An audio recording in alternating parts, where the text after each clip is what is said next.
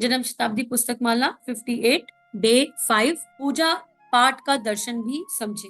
आइए इस दिव्य स्वाध्याय में डुबकी लगाते हैं। परम पूज्य गुरुदेव वंदे माँ इतने प्रेम से हमें जीवन की दिव्यता सिखा रहे हैं, जीवन के सूत्र सिखा रहे हैं, ध्यान और भक्ति के दिव्य तत्वों को प्रकट कर रहे हैं, ताकि हमारी चेतना एकदम विकसित हो जाए, भीतर के परम प्रकाश का जागरण हो जाए। और हम इसी भाव से स्वाध्याय करेंगे कि परम पूज्य गुरुदेव सामने खाट पर बैठे हैं, वंदे माँ ने हमें अपनी गोदी में बिठा रखा है, ताकि हमारा मन इधर उधर भागे ना।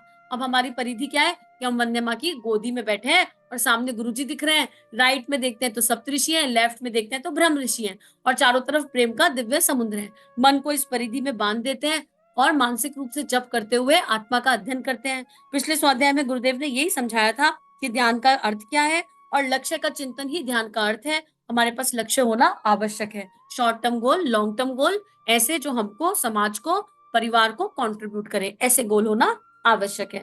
उसी में गुरुदेव ने लट्टू का एग्जाम्पल दिया और अब गुरुदेव आगे समझा रहे हैं। गहरे डूबकर ध्यान करें। मित्रों, ध्यान का अर्थ यह है कि आप मनन और चिंतन इस तेजी के साथ करें कि आज की दुनिया से अपने आप को अलग कर लें और अपने जीवन के संबंध में, अपने लक्ष्य के संबंध में, अपने परिष्कार के संबंध में इतने ज्यादा गहरे डूब जाएं कि उसके अलावा और कोई चीज समझ में ही ना आए। मित्रों, यह ध्यान की प्रक्रिया है।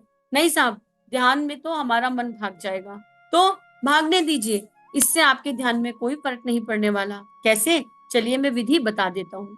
आपका मन जहां कहीं भी जाए, आप यह मानकर चलिए कि यह भगवान का रूप है। यह जो संसार है, हर जगह यह विराट ब्रह्मा है। इससे बाहर तो मन कहीं नहीं जाएगा। नहीं महाराज जी, रहेगा तो इसी में।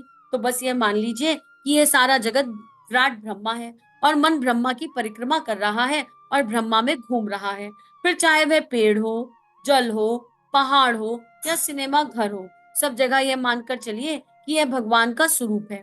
सारी सृष्टि में ब्रह्म सत्ता समाई हुई है और हमारा मन जहाँ कहीं भी जा रहा है, सब जगह ब्रह्मा के दर्शन कर रहा है। चलने दीजिए मन को। कहाँ जाएगा मन? मन एकाग्र नहीं होता और ना ही आपको उसको एकाग्र करने की आवश्यकता। आप तो अपने लक्ष्य और अपने उद्देश्य का के ऊपर मनन और चिंतन कीजिए। स्वाध्याय और सत्संग में इतना तन्मय हो जाइए कि अपने जीवन की दिशा धारा के संबंध में विचार करने के अलावा कोई और विचार ही ना आने पाए। बस समझ लीजिए कि आपके ध्यान का उद्देश्य पूर्ण हो गया। इतना खूबसूरत गुरुदेव ने इस पैराग्राफ में बता दिया। गुरुदेव ने ये समझा दिया कि हर जगह ईश्वर ही तो है। हम संसार को और ईश्वर को अलग अलग देखते हैं, और जब हम ये अलग अलग देखते हैं तो हम कंफ्यूज हो जाते हैं। अब अगर हमको परिधि समझ नहीं आती, नहीं जी मेरा मन तो गायत्री माता में नहीं रुक रहा, तो माँ मीरा का ध्यान करिए। मीरा ने गिरधर का चिंतन किया तो उनको हर जगह गिरधर ही दिखे। अच्छा, कोई खाना खा रहा है तो गिरधर खाना खा रहे हैं, कोई नहा रहा है तो मेरे गिरधर नहा रहे हैं। हम भी तो ऐसा सोच सकते हैं। पूरा पूरा ब्रह्मांड मेरा ईश्वर है, सतरज स्तंभ सब कुछ ईश्वर है। और अपना लक्ष्य पता होना चाहिए, लक्ष्य विहीन नहीं। मीरा का एक उद्देश्य था। मीरा का उद्देश्य था, क्या उद्देश्य था? मुझे अपने इष्ट से, अपने गिरधर से इतना प्रेम करना है, इतना प्रेम करना है, इतना प्रेम करना है कि जिसका कोई पैमाना ना हो, और प्रेम करना है, उनसे कुछ चाहिए नहीं, बस प्रेम के लिए प्रेम करना है। ये उनका उद्देश्य था। तो पहले अपना उद्देश्य अपने सामने रखें। जैसे इस पल का उद्देश्य क्या है? परम पूज्य गुरुदेव देव सत्ता बैठकर स्वाध्याय करा रही है, आत्मा का अध्ययन करा रही है। तो उनकी बात को, उनकी वाणी को पूरे दिल से, पूरे मन से, पूरी आत्मा से, पूरे श्रद्धा विश्वास से, संशय रहित होकर, प्रेम में डूबकर ग्रहण करना इस पल का लक्ष्य है। स्वाध्याय चल रहा है, मेरा गुरु स्वाध्याय करा रहा है, तो मेरा लक्ष्य क्या है इस क्षण का? बस प्रेम में डूबकर वंदे माँ की गोदी में बैठे हम। कितनी दिव्यता है। और कुछ समझ ना आए तो माता जी की तरफ प्यार से देख लिया, माता जी ये बात तो समझ में नहीं आ रही, गुरु जी क्या कह रहे हैं, आप थोड़ा समझाओ ना। परिधि कितनी प्यारी हो गई, कितना दिव्य हो गया। फिर गुरु जी के चरणों में सिर रख दिया, गुरु जी थोड़ा भारी हो गया, थोड़ा हल्का करके समझाओ ना, समझ में नहीं आया। तो चिंतन क्या हुआ? गुरु जी माता जी पर रुक गया। राइट में देखा तो ब्रह्म ऋषि, लेफ्ट में देखा तो सप्त ऋषि। चिंतन क्या हो गया? ब्रह्म ऋषियों में। अब ब्रह्म ऋषियों के नाम याद आ जाएंगे, उनका ऋषि मतलब डिसिप्लिन। सप्त ऋषियों के नाम याद आ जाएंगे। सप्त ऋषियों ने क्या किया? विश्व का कल्याण किया, भारत माता का कल्याण किया। तो भारत माता दिखने लगेगी। कहाँ जाएगा मन? परिधि में कहाँ जाएगा? अखंड भारत दिखने लगेगा। परम पूज्य गुरुदेव की तरफ देखेंगे तो उनका प्रेम अनुभव होने लगेगा, उनकी युग निर्माण योजना दिखने लगेगी। माता जी की गोदी में अपने आप को देखेंगे तो उनका प्रेम मिलेगा। अब अगर मान लो इस ध्यान को करते करते हम सो भी जाएं, तो हम कितनी दिव्य भूमि पे सो रहे हैं, वंदने माता की गोदी में सो रहे हैं।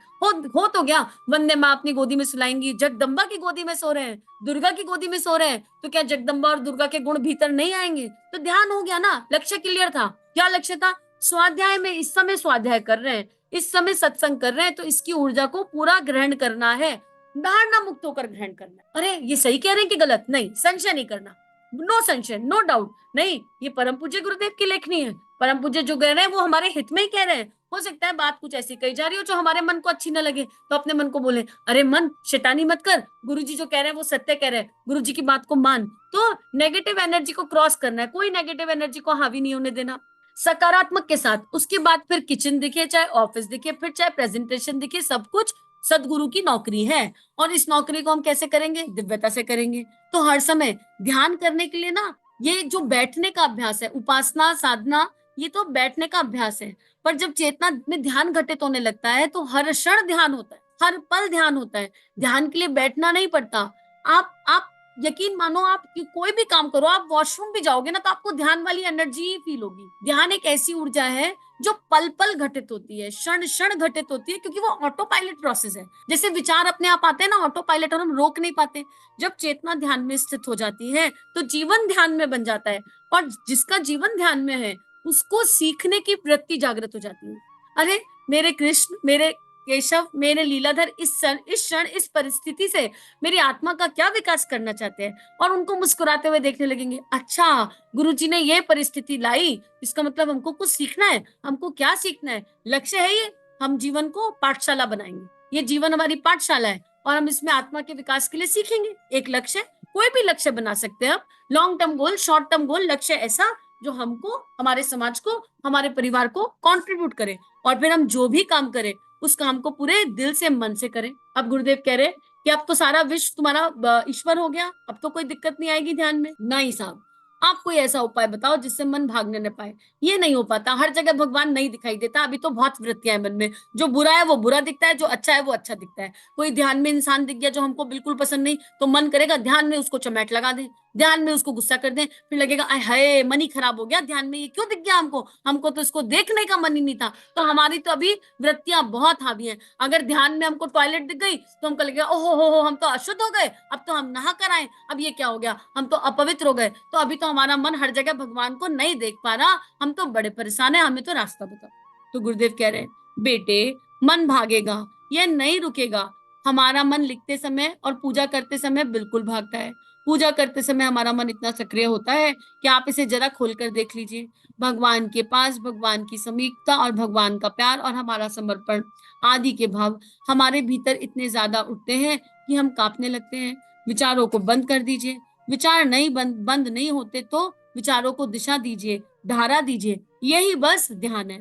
बेटे इसका उपाय क्या है? गुरुदेव कह रहे इसका उपाय ये है कि जहां तुम्हारा मन भागे वहां तुम मेरे साथ साथ चलो, अकेले मत जाओ। अच्छा तुमको लग रहा है दिक्कत है, तुमको लग रहा है ये आदमी दिखाई दिया, ये आदमी तो मुझको पसंद नहीं है, और तुमको ये आदमी अभी भगवान नहीं दिख रहा, तो तुम ये देख लो मैंने उसको हाथ पकड़ रखा है, मैंने उस आदमी को गोदी ले रखा है, वही समस्या का समाधान हो जाएगा। अब जिसे मैं गोदी लूंगा उसको तो तुम प्यार करोगे ना, उससे तुम नफरत कर सकते हो क्या? तो बेटे मैंने इस पूरे ब्रह्मांड को गोदी ले रखा है, इस ब्रह्मांड में समस्त जीव मेरी गोदी में है, इन समस्त जीवों को मैं बहुत प्रेम करता हूँ। अब बताओ, अब तुम किसी से नफरत कर सकते हो? अब तुम किसी से गुस्सा कर सकते हो? बेटे सत्तर स्तंभ सब कुछ मेरा बनाया हुआ है, तो जिसे तुम अशुद्ध कह रहे हो उसके बिना तुम्हारा संभव है? अपने घरों से टॉयलेट हटा के देख लो, 4 दिन टॉयलेट मत जाओ तो पता चल जाएगा ये देह सड़ जाएगी। तो उसको अपवित्र क्यों मानना है? जो तुमको पवित्र कर रहा है तुम उसको अपवित्र मान के बैठे हो। क्यों अपवित्र मान रहे हो? शौच यम नियम आसन में, आसन प्राणायाम में शौच एक नियम में आता है। 4 दिन शौच नहीं जाओ तो किसी ध्यान में मन नहीं लगेगा बेटे, तो उसे अपवित्र क्यों मानते हो? इस संसार में कुछ भी अपवित्र नहीं है, इस संसार में तुम्हारी दृष्टि अपवित्र है। जैसी दृष्टि वैसी सृष्टि। अपवित्र दृष्टि से देखोगे तो सारी सृष्टि अपवित्र लगेगी, और पवित्र दृष्टि से देखोगे तो समस्त सृष्टि पवित्र और मंगलमय लगने लगेगी। इसलिए बेटे इन विचारों को तुमको बस यही दिशा धारा देनी है, और यही ध्यान है। अपने विचारों को खत्म नहीं कर सकते, क्योंकि विचार एक एनर्जी है, एक ऊर्जा है, इसको ट्रांसफॉर्म कर सकते हैं। अब विचार की लाइन जैसी भी है उस लाइन को मिटाने का प्रयास मत करो, उसके आगे एक बड़ी लाइन खींच दो, उसके आगे एक बड़ी दिव्य लाइन खींच दो, तो हर किसी में मैं बसता हूँ, मुझ में हर कोई बसता है, फिर तो कोई समस्या नहीं आएगी, अभ्यास करके देखो। फिर गुरुदेव इसी को विस्तृत करते हुए कह रहे हैं, सोहम, एकोहम। मित्रों, सोहम का अर्थ है कि भगवान हमारे जीवन में समाविष्ट हो गए और हमने अपने अहम को बाहर निकाल दिया और सो हमारे भीतर समाविष्ट हो गए। हमारे भीतर स्वयं का स्वयं विलय हो गया। सारी समस्या की जड़ क्या है? ये स्वयं का स्वयं। हमने अपने आप को बहुत कुछ मान रखा है, और जो कुछ हमने अपने आप को मान रखा है, हम वही सब कुछ नहीं है, और जो नहीं मान रखा वो हम हैं। हम ईश्वर हैं, एक अंश में पूर्ण ईश्वर हैं, लेकिन उसके लिए हमको अहम को हटाना पड़ेगा। सो हम साधना में क्या है? सो मतलब सांस लिया, हम मतलब सांस छोड़ा। सो मैंने उसको भीतर धारण कर लिया, मतलब ईश्वर को, इष्ट को। और हम, मैंने इस हम को निकालकर बाहर फेंक दिया। जो कहता है मैं, हम, इसको बाहर फेंक दिया। तो भगवान का स्वामित्व हमारे शरीर में, भगवान का स्वामित्व हमारी इंद्रियों में, भगवान का स्वामित्व हमारे रोम रोम पर, भगवान का स्वामित्व हमारे पैसे पर हो गया। अगर ये विचार हमारे मन में आए तो सोहम की उपासना सही है, जिससे भगवान और हम एक हो जाते हैं। कहाँ पर स्वामित्व चाहिए? हमारे शरीर में। ये देह हमारी देह नहीं है। हम कहते हैं भगवान हमारी देह आपको अर्पित। अरे हमारी कहाँ से हुई? पंच तत्व से बनी है। पंच तत्व भगवान के प्रेम की अभिव्यक्ति है। ये हमारी कभी थी नहीं। ये हम कौन है जो कह रहा है हमारी देह? यही मिस्टेक हो गई। भगवान आपकी बनी हुई ये देह आपको अर्पित समर्पित है। अब ये आंखें बस आपको देखें, आपके गुणों को देखें, ये कान आपके नाम रस में आनंद लें, आपके दिव्य गुणों को सुने, उनका सत्संग करें। आपके इस संसार में हम आपकी कृपा से चल रहे हैं। जो भी रुपया पैसा हमारे पास है वो हमारा नहीं है, आपकी कृपा से प्राप्त हुआ है। इसको हम सही दृष्टि से, उचित तरीके से, संयम के साथ खर्च करें, इससे हम सेवा करें। और उसके बाद भगवान, ये रोम रोम आपका है। हमारी समस्त इंद्रियों के साथ ये जीवा जब बोले तो आपके बारे में बोले, जब बोले तो सत्य बोले, गुणों के बारे में बोले। जब हम खाएं तो हम केवल वही खाएं जो हम आपको खिला सकते हैं, क्योंकि हम मान लें कि आप ही हमारी देह से खा रहे हैं। जीवन यज्ञ रूप हो जाए। और जब ये होगा तो क्या होगा? ये जिसका घट गया घट में, उसको फिर बताना नहीं पड़ेगा किसी को, वो सोहम हो गया, बस वही ईश्वर हो गया। परम पूज्य गुरुदेव माँ गायत्री है ना, कोई किसी को डाउट है? किसी को डाउट नहीं है, क्योंकि गुरुदेव का जीवन ऐसा हो गया। ठाकुर रामकृष्ण परमहंस और माँ काली में कोई भेद नहीं रहा। स्वामी विवेकानंद और ठाकुर रामकृष्ण परमहंस में कोई भेद नहीं रहा।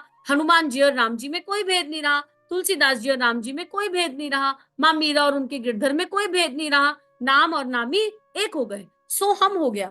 तो ये सोहम कहाँ घटित होगा? इस घट में ही इसको घटित होना है। फिर इस घट पर अधिकार तो छोड़े, अभी तो इस घट पर अधिकार करके बैठे हुए हैं। तो जिसने अधिकार कर रखा है उसको विलय करने का नाम ध्यान है। सो माने वह और अहम माने मैं।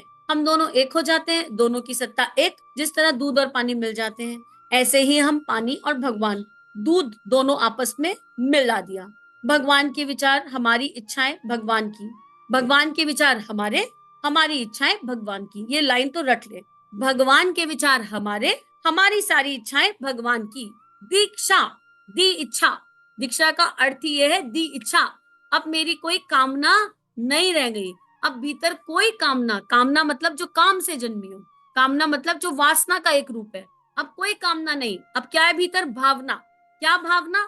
वो भावना जो मेरा भगवान दे, भगवान की भावना। अब सारी कामनाएं भावनाओं में बदल गई, ऊर्जा का ट्रांसफॉर्मेशन हो गया। और भावना क्या होती है? जो परिष्कृत भावना होती है, जो उत्कृष्ट भावना होती है, वो केवल परमार्थ का भाव देती है, विश्व कल्याण का भाव देती है, ईश्वर पर चिंतन टिकाती है। तो अब भगवान से कह दिया, आपके दिए हुए विचार देह में जन्मेंगे, आपकी दी हुई भावनाएं हृदय से जन्मेंगी, और आप चाहेंगे तो वो मैनिफेस्ट हो जाएंगी।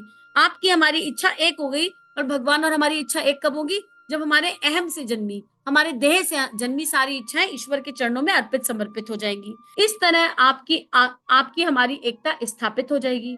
एको हम, सोहम के बाद एको हम। अगर हम एको हम स्थापित कर लें तो फिर द्वैत खत्म और अद्वैत रह जाएगा। दो होने का भाव विलय हो जाएगा। बूंद समुद्र में मिल गई। अब बताने के लिए कोई बूंद बाहर निकल निकल कर आएगी क्या? मैं समुद्र में मिल गई, मैं समुद्र में मिल गई। अगर बूंद निकल कर बाहर आ रही है और ये बता रही है कि मैं मिल गई, तो मतलब मिली ही नहीं, मिलन हुआ ही नहीं। जिसका मिलन हो गया उसको कुछ कहने की आवश्यकता नहीं। अब यहाँ लीला शुरू होती है। जिसका मिलन हो गया वो खुद से कुछ नहीं कहता, लेकिन उसकी देह से ईश्वर कहता चला जाता है। माँ मीरा का गिरधर से मिलन हो गया था, उसके बाद दिखती मीरा थी पर बात गिरधर करते थे। परम पूज्य गुरुदेव का गायत्री माँ से मिलन हो गया। दिखते गुरुदेव थे, बात गायत्री माँ करती थी। वंदनीय माँ का गुरुदेव से मिलन हो गया। दिखती माता जी थी, बात गुरुदेव और माता जी अर्थात फिर गायत्री माँ करती थी। ठाकुर का माँ से मिलन हो गया तो बात काली माता करती थी, दिखते ठाकुर ही थे। तुलसी का राम से मिलन हुआ तो दिखाई तुलसी दिए, पर सब ग्रंथ, सब भाव, सब काव्य राम ने लिखे। तो एक इस तरह के मिलन की बात है। मिलन का मतलब ये नहीं है कि पंच तत्वों की देह चली जाएगी, भगवान में विलय हो जाएगी, विसर्जन हो जाएगा ना। वो तो जब भगवान चाहेगा तब होगा। फिर भगवान का काम कैसे होगा? भगवान ने इतनी मेहनत करी एक देह के ऊपर, उसका अहम हरा, सब कुछ तो ईश्वर ने किया। और जब काम करने का टाइम आया देह के, तो देह को भगवान जी उठा कर ले गए। इतना इन्वेस्टमेंट खराब वाली करेंगे भगवान? कर सकते हैं? संभव ही नहीं है। तो इसलिए किसी की यात्रा को जज नहीं करना, कभी किसी की यात्रा पर धारणा नहीं करनी। हमने आवरण से देखा, हम सुनते हैं कि कसना कसाई को देख के लोग कह देते थे ये कसाई है, लेकिन उनका अंतःकरण शालिग्राम जी से एक हो गया था, पूर्णतः एक हो गया था।